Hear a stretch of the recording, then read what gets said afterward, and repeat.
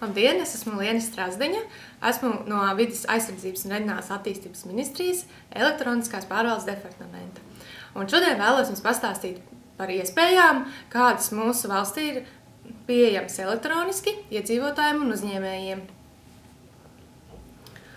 Vai ik viens no jums var atbildēt uz maniem jautājumiem? Piemēram, kā es elektroniski varu deklarēt savu dzīvesvietu, un turklāt bez maksas?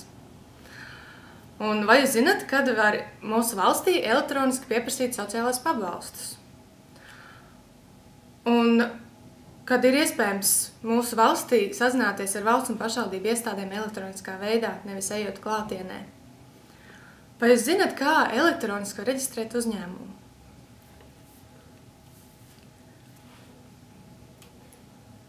Ar ko sākt, lai atrastu atbildi uz maniem jautājumiem? Kur meklēt?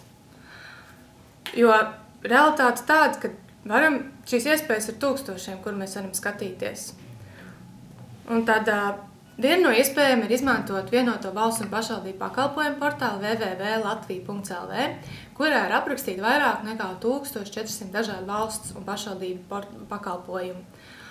Šeit jūs atradīsiet informāciju par to, vai pakalpojums ir maksas vai bezmaksas, vai jums ir nepieciešama līdz kāda dokumenta vai nav kāda dokumenta līdz nepieciešama, kāds ir iestādes darba laiks, kur tā atrodas un galu galā, kas ir atbildīgs par šī pakalpojuma sniegšanu. Kā arī portālā ir pieejami 29 dažādi elektroniski pakalpojumi. Līdz ar to jums vairs nav nepieciešams doties uz iestādi, lai saņemtu kādu dokumentu vai kādu informāciju, bet jūs šo varat izdarīt uzreiz, izmantojot Latvija.lv pakalpojumus. Piemēram, jūs varat ieraudzīt, kādu informāciju par jums ir uzkrājis iedzīvotāju reģistrs, kas ir lielākais reģistrs Latvijā. Šobrīd arvien aktuāli paliek nekustamā īpašuma nodoklis, un jūs varat apskatīties, kāda informācija par šo jūsu īpašumu ir uzkrāts kadastra reģistrā.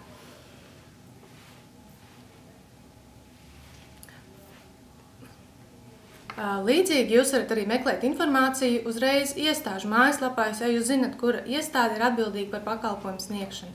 Piemēram, Valsts sociālās apdrošināšanas mājaslapā jūs varat atrast sadaļu elektroniskie pakalpojumi, kur jūs ieraudzīsiet, kādā veidā jūs varat pieprasīt sociālos pabalstus.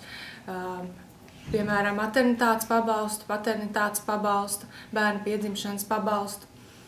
Un līdzīgi arī pašvaldības piedāvā savās mājaslapās šīs iespējas, šajā gadījumā Babītas novads, kur jau ir pieejama veidlapa un pamata informācija par pakalpojumu un kā mēs viņu var saņemt elektroniski.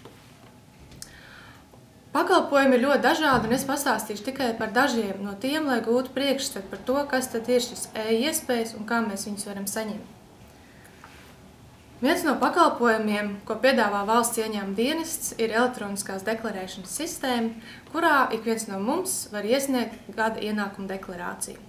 Šādā veidā mēs varam atgūt izdevumus par attaisnotajiem maksājumiem. Piemēram, zobārstniecība vai kādi ārstniecības pakalpojumi, kas mums ir bijuši nepieciešami iepriekšējā gada laikā un esam sakrājuši čekus. Tos mēs varam ieskanēt, pievienot un nosūtīt valsts ieņēmuma dienestam. Šādā veidā mēs gan iekonomējam laiku, dodoties uz iestādi, gan izmaksas par degvielu vai sabiedrisko transportu, es domāju, arī savus nervus stāvot rindā. Jo šādā veidā mēs varam neatkarīgi no iestādes darba laika lēnām, mierīgi aizpildīt, nedomāju par to, ka rindā aiz manis sēž vēl 10 cilvēki un tur bakstās, ka grib tikt manā vietā. Arī aktuāls pakalpojums, ko mēs laikam tikko esam saņēmuši arī viss rēķins par nekustamā īpašuma nodokli, tad mums ir divas mājaslapas, kurās mēs varam uzreiz automātiski atmaksāt šos nodokļus. Piemēram, e-rīga.lv vai e-pakalpojumi.lv, un pārliecināties, ka šī izdrukātā versija, kas mums ir atnākusi rēķinā, sakrīt ar to, kas ir pieejams šajās mājaslapās no dažādām sistēmām. Ceļu satiksmes drošības direkcija mums piedāvā pakalpojumu saistīts ar mūsu transporta līdzekli vai vadītāju apliecību. Mājaslapā e.csdd.lv Mums ir pieejama dažāda informācija par manu transporta līdzekli, kad viņš ir reģistrēts, kad beidzās okta, par manu vadītāju apliecību, kad tai beidzās derīguma termiņš. Kā arī, ja mums ir beigusies tehniskā apskata, mēs varam saņemt šajā portālā 1 dienas atļauju piedalīties ceļu satiksmē, kas, manuprāt, ir ļoti veiksmīgs risinājums.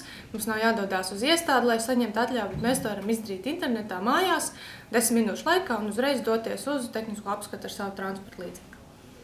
Kā arī, protams, var asīties, kādas soda punktus esam uzkrājuši un soda naudas nesamaksājuši un veikt samaksu. Šogad 1. gadu Centrālā statistikas pārvalde piedāvā iespēju mums pieskaitīties tautas skaitīšanā elektroniski. Pie mums vairs nenāks šīs tautas skaitītājs, nekavēs mūsu laiku viņiem vēlamajā, mums nevēlamajā varbūt laikā, bet 1. marta nedēļā ikvienam no mums ir iespēja pieskaitīties pašam elektroniski. Tie, kas to nebūs izdarījuši, tiem jārēķinās, ka tautas skaitītājs ieradīsies mājās. Tad, laiks jūsu nervi varbūt. Bet šādā veidā mēs varam aizpildīt mums vēlamajā laikā, ērtākajā, varam vakarā, no rīta pa dienu, vienalga, kā arī aicinam ikvienu ģimenes locekli pieskaitīties, jo šādā veidā mēs atvieglosim sev laiku, gan arī tautas skaitītājiem staigāšanu pa mājām. Jo, kā mēs zinām, cilvēki nelabprāt laiž iekšā sveši cilvēki savā dzīves vietā. Līdzīgi ir piedāvāt ļoti liels pakalpojumu klāsts, un es uzskaitu tikai dažus no tiem.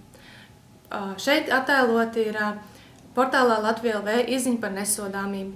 Tie droši vien attiecās vairāk uz tiem, kas vēlās strādāt bērnu dārzos, skolos, kur šī izziņa nepieciešama.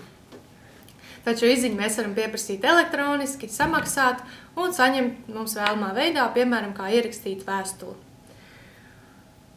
Šogad 2. gadu ir Latvijā LV pieejams ļoti populārs pakalpojums kā vienotā uzņemšana augstskolā. Ja pagājuši gadu šajā pakalpojumā mēs varējām pieteikties ik viens students 3 Latvijas augstskolās, Latvijas Universitātē, Latvijas Lauksaimniecības Universitātē un Rīgas Tehniskajā universitātē, tad plānots jau, ka šogad mēs varēsim pieteikties 11 Latvijas augstskolās, kas ir ļoti labi, jo šādā veidā mēs varam pieteikties augstskolā nevis ejot klātienē, apmeklējot, piemēram, mums interesējušās 4 augstskolas, bet mēs tikai vienu reizi aizējam un ar vienu maksājumu uzreiz piesakamies 4 augstskolās, vienalga, cik studiju programmās mēs vēlamies. Līdzīgi tiesas.lv mēs varam sekot dažādu tiesvedību gaitai. Jau arvien populārāk arī bibliotēkās ir pieejams, ka mēs varam pasūtīt elektroniskas grāmatas, mums vairs nav jāstāv rindā, jādomā, ko mums vajag. Nodarbinātības valsts aģentūras mājaslapā mēs varam reģistrēties kā darba meklētājs, meklēt savu darbiņu, kā arī Liepājas slimnīca piedāvā mums elektroniski pierakstīties pie daktera. Ik viens zina, ka, lai mēs varētu kļūt par uzņēmējiem, mums ir jāreģistrējās. Tad uzņēmuma reģistrs mums piedāvā iespēju to darīt elektroniski.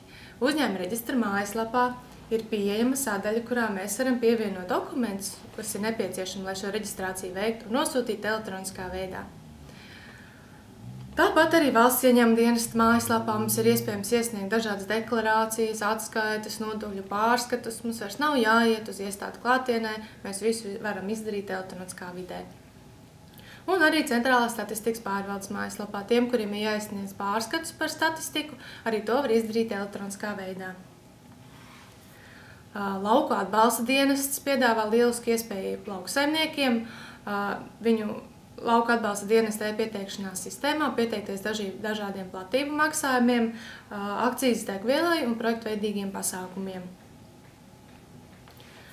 Valsts reģionālās attīstības aģentūra piedāvā unikālu iespēju uzņēmējiem piedalīties valsts un pašvaldību e-iepirkumos. Līdz ar to maziem uzņēmējiem ir iespēja piedalīties lielos iepirkumos un startēt ar mazu savu produktu klāstu. Un jo lētāk šis produkts ir pret citiem, jo lielāks iespējas var uzvarēt. Un ko darīt, ja skatoties un meklējot, mēs nevaram atrast šīs e-iespējas vai e-pakalpojumu sadaļu un neredzam, kā mēs varam elektroniski kaut ko pieprasīt. Tad Latvijā ir tāds risinājums, kas ir unikāls, gandrīz kā unikāls e-pakalpojums, un kā pase elektroniskajā vidē ir šis elektroniskais paraksts. Ar elektronisko parakstu tas ir līdzīgs kā papīra papīra dokumentam mēs parakstam ar roku, tikai elektroniskā vidē, un viņš ir tāds pats kā pase, kur tiek pievienots mūsu vārds, uzvārds un personas kods. Un šādā veidā Latvijas likumdošana nosaka ikvienai valsts iestādēji, ministrijām un arī pašvaldībām ir jāpieņem elektroniski parakstīti dokumenti. Mēs varam iesniegt gan iesniegumus, gan dažādas atskaites, pieprasījumus, pārskatus, nemaz neejot uz iestādi, bet nosūtot uz iestādes elektronisko pastu ar elektronisku parakstītu dokumentu. Pieteikties elektroniskam parakstam var divos veidos, jo ir divi dažādi risinājumi. Viens ir izmantojot mājaslapu www.eparaksts.lv, kur mēs aizpildot nepieciešamos datus un aiznesot tos uz portālā norādīto bibliotēku, varam par mazu naudu saņemt savus elektroniskos pārakstus. Kā arī otra iespēja, kas ir vairāk varbūt tādiem uzņēmējiem un iedzīvotājiem, kas paraksta ļoti daudz dokumentus, ir šis vietkartes elektroniskais paraksts, kur mums jau nepieciešams pie datora pieslēgt vietkartes lasītāju un šāda veidā ar speciālu programmiņu parakstīt sev nepieciešamos dokumentus. Un kādi ir galvenie secinājumi?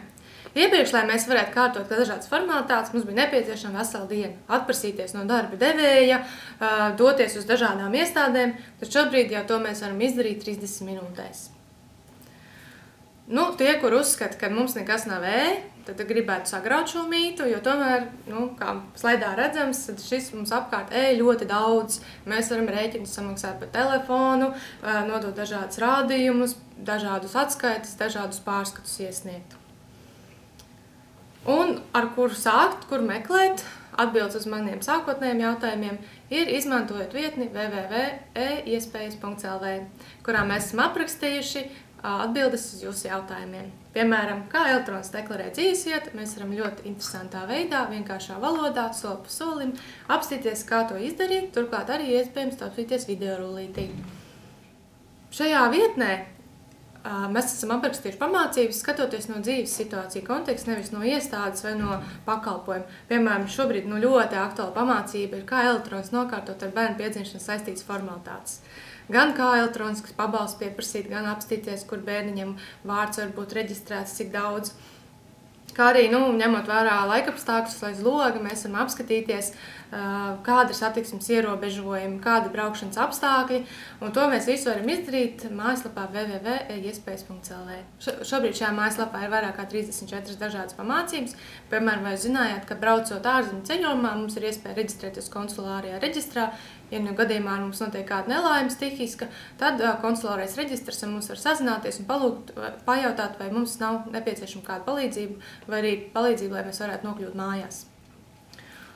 Un tad mājas darbs jums, un mans pēdējais slaids, ar ko tad, lai es daru, ar ko man sākt, un lai šī pamācība mums būtu noderīga. Tad pirmkārt, pamēģiniet izmantot publiskās datubāzes, kur nav nepieciešama nekāda reģistrēšana, arī pakalpojums, kur nav nepieciešama nekāda reģistrēšanās. Otrais ir formalitāšu kārtošanai pamēģiniet izmantot e-iespējas un e-pakalpojumus un e-dokumentus vismaz vienu reizi un izmēģināt, cik tas ir ērti.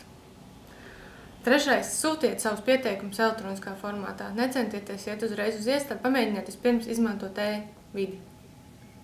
Un vairāk uzņēmējiem izmantoja šīs iespējas jūsu biznesa uzlabošanai. Ceru, ka esmu sagrāvusi dažu labu mītus, kad mums nekas nav elektroniski, jo mums ir ļoti daudz, un pēc šīs prezentācijas arī izmēģināsiet visas šīs iespējas.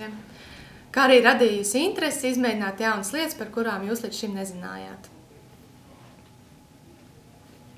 Paldies!